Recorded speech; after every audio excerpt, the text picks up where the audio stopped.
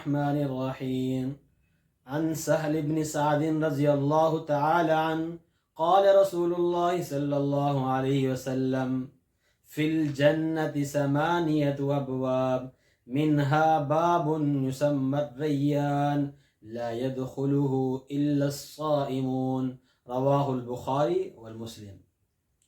حدیث مبارکہ کے اندر آتا ہے جناب رسول اللہ صلی اللہ علیہ وسلم نے فرمایا کہ جنت کے اندر داخل ہونے کے 8 دروازے ہیں، اور ان دروازوں میں سے ایک دروازہ ایسا ہے جس کا نام ریان ہے۔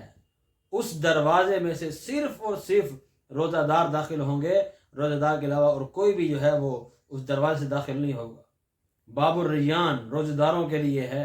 ریان کا معنی ہے سیراب۔